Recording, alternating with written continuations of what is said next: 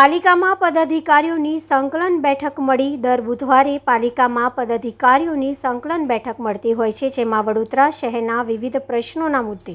ચર્ચા વિચારણા અને સૂચનો કરવામાં આવતા હોય છે. આજની આ બેઠક પાલિકા ખાતે મળી હતી, જેમાં પ્રથમ નાગરિક પિંકીબેન સોની, ડેપ્યુટી મેયર ચિરાગ બારોટ, સ્થાયી સમિતિના અધ્યક્ષ ડૉક્ટર શીતલ મિસ્ત્રી, દંડક શૈલેષ પાટીલ ઉપસ્થિત રહ્યા હતા. આજની આ બેઠકમાં ખાસ કરીને આગામી સમયમાં તહેવારો આવી રહ્યા છે, ત્યારે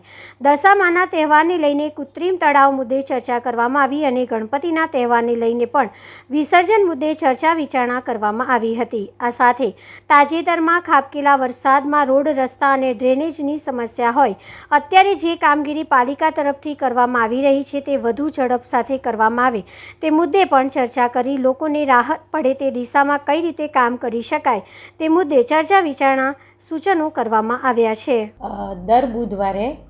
વડોદરા મહાનગરપાલિકામાં 5 પદાધિકારીઓની એક સાથે બેઠક એટલે કે સંકલન કરવામાં આવે છે,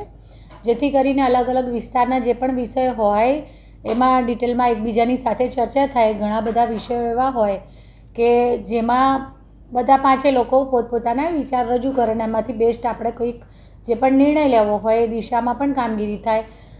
તાજેતરમાં આગામી સમયમાં જ્યારે આપણી કલા અને સંસ્કૃતિની નગરી છે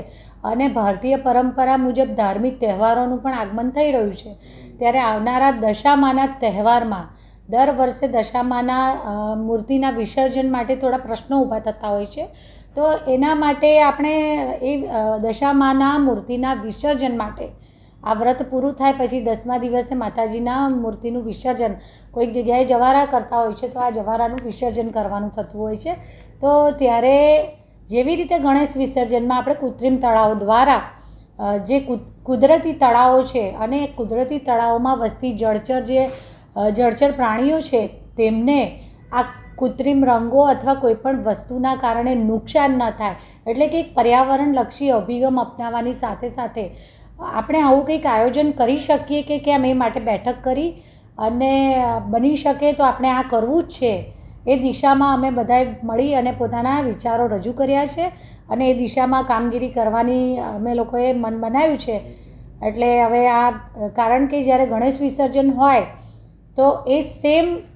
તળાવમાં, એ કૃત્રિમ તળાવમાં આપણે માતા દશામાની મૂર્તિનું વિસર્જન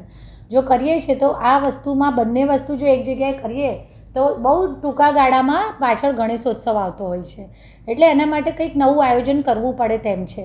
એટલે આ વિષયની અમે હજી ચર્ચા કરી છે. હવે એ દિશામાં જોઈએ છે કે પોસિબિલિટીઝ કેટલી છે અને આપણે શહેરીજનોને દૂર સુધી આ વિસર્જનમાં દશામાના મૂર્તિના વિસર્જન માટે ન જવું પડે એવી મારી પણ ખૂબ લાગણી હતી. એટલે મેં મારા પદાધિકારીઓ સમક્ષ આ લાગણી રજૂ કરી કે આપણે આ દિશામાં કંઈક કરીએ સૌ ભેગા થઈને. સાથે સાથે આગામી સમયમાં જે ગણેશોત્સવ આવી રહ્યો છે ત્યારે આ ગણેશોત્સવમાં હવે ઘણા બધા લોકો ઇકો ફ્રેન્ડલી મૂર્તિ દ્વારા પર્યાવરણલક્ષી એમનો અભિગમ અપનાવી અને મૂર્તિને બને એટલી નાની સાઇઝની અથવા શક્યતા હોય તો માટીની જ મૂર્તિ, આવા અભિગમ સાથે વડોદરા શહેરમાં ઘણા બધા ગણેશ મંડળો છેલ્લા કેટલાક વર્ષથી કામ કરી રહ્યા છે. તો આ ગણેશ મંડળો માટે આપણે એમને એપ્રિશિએટ કરવા કંઈ કરી શકીએ કે કેમ એ દિશામાં અમે વિચારણા કરી છે. આગળ જે પણ નિર્ણય લઈશું તે આપ સૌ દ્વારા વડોદરા શહેરના સૌ નાગરિકોને આપ મીડિયાના સહયોગથી ચોક્કસ એમને જે તે નિર્ણય લેવામાં આવશે એની જાણ કરવામાં આવશે. મેડમ, આપના અધ્યક્ષાને કોઈ ચર્ચા વિષય મૂકવામાં આવ્યો? એકચ્યુઅલી અમે લોકોએ સૌએ સાથે મળીને, કારણ કે હમણાં જ આપણે 1 અઠવાડિયું થયું, ગયા બુધવારે જે વરસાદ પડ્યો લગભગ 7 થી 8 કલાકના ગાળામાં 13 ઇંચ વરસાદ અને જે બધી તકલીફોનો સામનો કર્યો છે આપણે, ત્યારે પૂર બાદ આ સફાઈ હોય કે પછી કોઈ જગ્યાએ હજુ પણ ડ્રેનેજના પાણીમાં કોઈક તકલીફ છે કે પાણી જઈ નથી રહ્યું, કોઈ જગ્યાએ બ્લોકેજ છે પાણીના, આ દિશામાં જે કામગીરી થઈ રહી છે એ કામગીરીને વધારે પૂર ઝડપથી કરી અને બની શકે તેટલું ત્વરિત કામ થાય અને લોકોને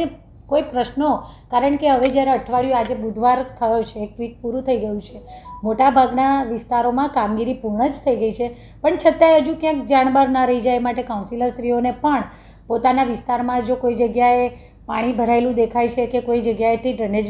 વેક્યુમનો પ્રોબ્લેમનું જાણકારી મળે છે તો તાત્કાલિક એક આખું ગ્રુપ બનાવ્યું છે કે જેમાં માહિતી મૂકવામાં આવે અને ફટાફટ એ દિશામાં કામગીરી કરી લેવામાં આવે. સાથે સાથે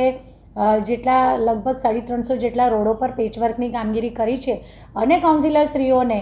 આ જાણકારી આપી દેવામાં આવી છે કે પોતાના વિસ્તારમાં જ્યાં પણ હજુ પણ ખાડા છે, ચોક્કસ જે ખાડાઓમાં પાણી ભરાયેલું છે એમાં તાત્કાલિક આપણે નહીં જ કરી શકીએ. અને કારણ કે તાત્કાલિક જો આ ખાડા પૂરીએ છે જે પાણી ભરેલા છે પર્ટિક્યુલરલી, તો પાછા એ જ પરિસ્થિતિનું સર્જન થવા પામે છે. તો એને પાણી સુકાઈ ગયા પછી એટલા સાઈડમાં રાખી, ધ્યાનમાં રાખી, સાથે સાથે અધિકારીઓને પણ સૂચના આપી દેવામાં આવી છે કે પોતાના જેટલો પણ વિસ્તાર આવે છે, એમની અંદરમાં જેટલો વિસ્તાર આવે છે એ વિસ્તારમાં પોતે જાતે 2 વ્હીલર પર ફરી અને આ જગ્યાઓનું બધું જ એસેસમેન્ટ કરી લે, કઈ જગ્યાએ ક્યાં કેટલા ખાડા કે કયા રિનોવેશનની જરૂરિયાત જણાય છે, આ બધું કરી દેવામાં આવે. એટલે ચૂંટાયેલી પાંખ અને વહીવટી પાંખ બંનેનો સહયોગ કરી અને આ કામગીરીને ઝડપથી જે પણ જગ્યાએ જ્યાં ત્રુટીઓ છે એનું સુધારીને કમ્પ્લીટ કરી દેવામાં આવે. સાથે સાથે કેટલાક જાગૃત નાગરિકો દ્વારા પણ અમને અલગ અલગ કાઉન્સિલર હોય કે પછી પદાધિકારી હોય, આ બધાને મેસેજ કરવામાં આવી રહ્યા છે. તો એ મેસેજોને પણ ફટાફટ ફોરવર્ડ કરી અને બની શકે એટલી ઝડપથી આ સમસ્યાનું નિવારણ કરવાની દિશામાં કેવી રીતે આપણે હજુ પણ વધારે આપણા એફર્ટ્સ મૂકીએ એની પણ ચર્ચા કરવામાં આવી.